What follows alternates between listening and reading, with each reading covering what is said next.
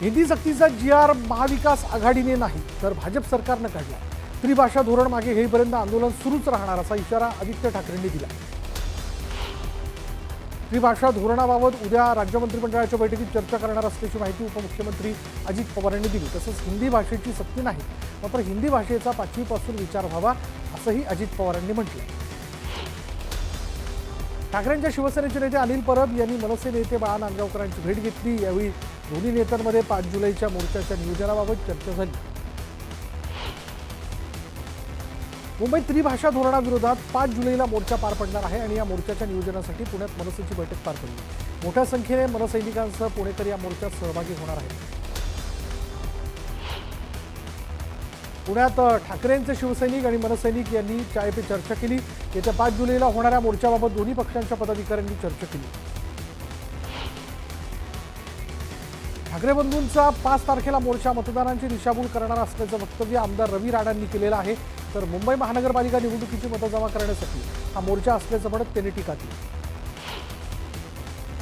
डोंबिवलीमध्ये विद्यानिकेतन शाळेच्या बसवर माय मरो मौसी जगो असे बॅनर लावण्यात आले। या बॅनरची सध्या जोरदार चर्चा सुरू आहे।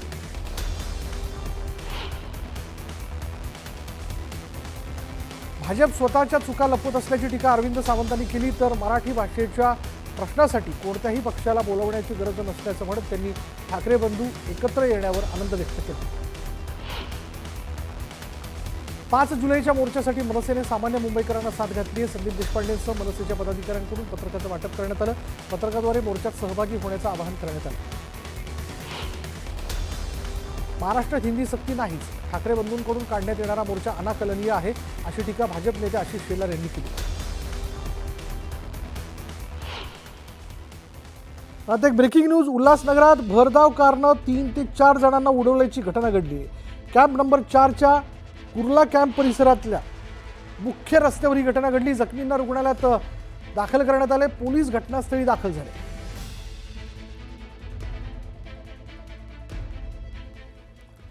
आणि आता पुन्हा एकदा नगर महानगरमध्ये इतरही घडामोडी सुरुवात करूया। राणा कंपनीने कोल्हापूरच्या चप्पल विक्रेत्यांशी संवाद साधण्याची तयारी दर्शवली। येत्या महिनाभरात प्राडा आणि कोल्हापुरी चप्पल विक्रेत्यांची बैठक पार पडते आणि महाराष्ट्र चेंबर ऑफ कॉमर्सचे अध्यक्ष ललित गांधी यांनी ही माहिती दिली। कोल्हापूरमध्ये डिजिटल अरेस्टची भीती दाखवून एकाची 8 कोटींना फसवणूक करण्यात आली। या प्रकरणात पोलीस ठाण्यात गुन्हा दाखल करण्यात आला। अंकल उर्फ मन्नू पल्लू या जहाल माओवाद्याला गडचिरोली पोलिसांनी अटक केली। भूसुरूंग स्फोटाद्वारे 15 जवानांच्या मृत्यूचं कारण बनलेल्या मन्नू पल्लू या माओवाद्यावर 6 लाखांचं बक्षीस लावण्यात आलेलं होतं। अटक करण्यात आलेल्या माओवाद्यावर 2 खून आणि 3 चकमकीसह 5 गुन्हे दाखल आहेत। माओवाद्यांचं केंद्र समिती सदस्यपद भूपतीकडे येण्याची शक्यता आहे। भूपतीची आत्मसमर्पित माओवादी पत्नी तारक्काने हा दावा केला। तब्बल 40 वर्ष माओवादी संघटनेत राहिल्यानंतर तारक्काने मुख्यमंत्री देवेंद्र फडणवीस यांच्या समक्ष आत्मसमर्पण केलं होतं। भारतात बालकांच्या मृत्यूदरात घट झाली आणि 5 वर्षांखालील बालकांच्या मृत्यूदरात घट झाल्याची माहिती संयुक्त राष्ट्र बाल मृत्यूदर अहवालातून समोर आली। नवजात बालकांसाठी विशेष सुविधांचा विकास, लसीकरणातील सुधारणांनी मृत्यूदर कमी करण्यास मदत झाली। मुंबई बॉम्बस्फोटातील दहशतवादी साकीब नाचनचा दिल्लीत मृत्यू झाला। मुंबई सिरियल बॉम्ब ब्लास्टमध्ये साकीब नाचन हा मुख्य आरोपी होता आणि त्यानंतर आयसिस मॉड्यूलमध्ये डिसेंबर 2023 NIAने पुन्हा त्याला अटक केली होती। एअर इंडियाचे विमान मुंबईहून चेन्नईला जात असताना जळण्याचा वास आल्यानं विमानाला मुंबईत उतरवण्यात आलं आणि ही घटना काल रात्री घडलेली आहे। मुंबईहून उड्डाण घेतलेल्या AI 639 विमानाला जळण्याच्या वासामुळे परत मुंबईत उतरवण्यात आलं। अंतराळवीर शुभांशु शुक्लांना पंतप्रधान मोदींनी शुभेच्छा दिल्या आणि यावेळी पंतप्रधानांनी शुभांशु शुक्लासोबत मनमोकळा संवाद साधला। अंतराळातून भारत भव्य दिसतो अशी प्रतिक्रिया मोदींसोबत बोलताना शुभांशु शुक्लांनी दिली आहे। काठ्या लगा गाण्यामुळे देशभरात प्रसिद्ध झालेली बॉलिवूड अभिनेत्री शेफाली जरीवालाचं निधन झालं। 42 वर्षीय शेफालीचा हृदयविकाराच्या झटक्यानं मृत्यू झाला। शिवसेना आमदार संतोष बांगर यांनी विठ्ठल मंदिर प्रशासनाला पत्र लिहिलं।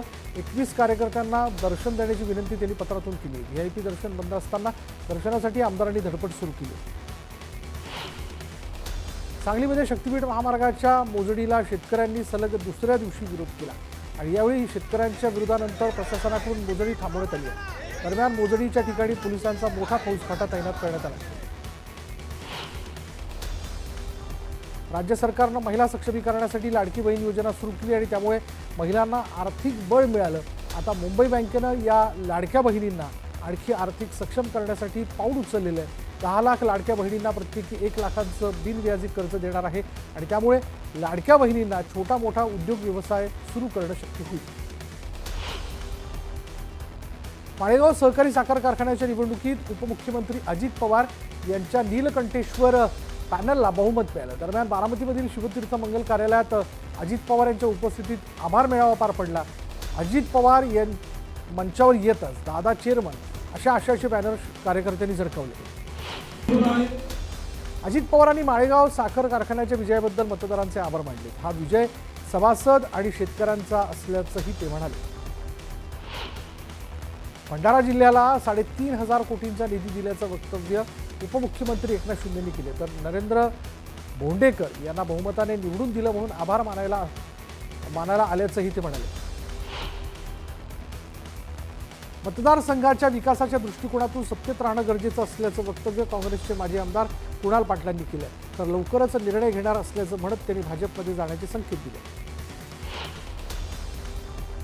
स्थानिक स्वराज्य संस्थांच्या निवडणुकीनंतर सातारा जिल्ह्याला आणखी एक आमदार मिळणार असल्याची माहिती भाजप नेते शेखर गोरेंनी दिली। एका कार्यक्रमात बोलताना त्यांनी हे वक्तव्य केलं। आगामी स्थानिक स्वराज्य संस्था निवडणुकीच्या पार्श्वभूमीवर राष्ट्रवादी शरद पवार गट सक्रिय झाला। नागपुरातील पदाधिकाऱ्यांशी सुप्रिया सुळेंनी संवाद साधला। निवडणुकीच्या बाबतीत कार्यकर्त्यांची मतं जाणून घेतली। धुळ्यात काँग्रेसचे माजी आमदार कुणाल पाटलांनी कार्यकर्त्यांचा मेळावा घेतला। यावेळी त्यांनी कार्यकर्त्यांच्या भावना जाणून घेतल्या। दरम्यान कुणाल पाटील भाजपमध्ये पक्षप्रवेश करण्याची शक्यता आहे। चिपळूण आगारात नव्याने दाखल झालेल्या 5 एसटी बसेसचं लोकार्पण गुहागर मतदारसंघाचे आमदार भास्कर जाधव यांच्या हस्ते पार पडलं आणि यावेळी भास्कर जाधवांनी एसटी चालवल्याचं पाहायला मिळालं। आंबोली काळेसाद इथे रुमाल पकडण्याच्या नादात खोलदरीत कोसळलेल्या पर्यटकाचा मृतदेह 20 तासांनंतर सापडला। यावेळी मृतदेह खोलदरीतून बाहेर काढताच नातेवाईकांनी आक्रोश केला। कराड तालुक्यातील येळगाव इथल्या अनेक शेतकरी मजूर बेरोजगार असलेल्यांना प्रधानमंत्री आवास योजनेतून घर मिळाले। राज्यात प्रधानमंत्री आवास योजनेत प्रथम क्रमांकाचा सर्वोत्कृष्ट पुरस्कार येळगाव ग्रामपंचायतीला मिळाला। राज्यात त्रिभाषा धोरणावरून राजकारण रंगलेलं असतानाच भाषा ही विषय म्हणून नाही तर भाषा म्हणून शिकवली जावी असं मत दत्तात्रय वारे गुरुजींनी व्यक्त केले। जालिंदरनगर जिल्हा परिषद शाळेत मराठीसोबत प्रादेशिक भाषा इतर देशातील भाषांचं शिक्षण दिलं जातं।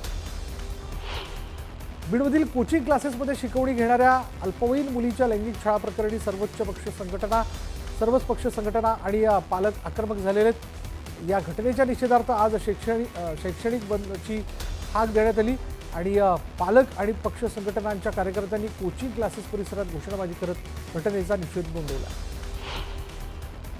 पुण्यात वानवाडी परिसरात टोळक्यांनी घरांवर हल्ला केला। हल्ल्यात टोळक्यांनी अनेक घरांच्या दरवाजांची तोडफोड केली। पोलिसांकडून टोळक्यांचा शोध सुरू आहे। करमाळामध्ये पोलिसांनी 2 दुचाकी चोरट्यांना अटक केली। चौकशीतून 12 दुचाकी चोरीचे गुन्हे उघडकीस आलेले। दरम्यान चोरट्यांकडून 7,20,000चा मुद्देमाल जप्त करण्यात आला। हिंगोलीमध्ये बनावट पिस्तूलद्वारे दहशत निर्माण करणाऱ्या तरुणाला पोलिसांनी ताब्यात घेतलं। व्हिडिओ काढल्यानं पोलिसांनी गुन्हा दाखल केला। नागपूरच्या महाल परिसरातील बांधकामाच्या ठिकाणी भिंत कोसळली। या घटनेत 3 व्यक्ती जखमी झाले असून जखमींवर इंदिरा गांधी शासकीय रुग्णालयात उपचार सुरू आहेत। पिंपरी चिंचवड आयुक्तालयाच्या बावधन पोलिसांनी एका भोंदू बाबाला अटक केली। स्वतःकडे दिव्य शक्ती असल्याचं भासवत अघोरी कृत्य करायला भाग पाडल्याचा ठपका या भोंदू बाबावर ठेवण्यात आला।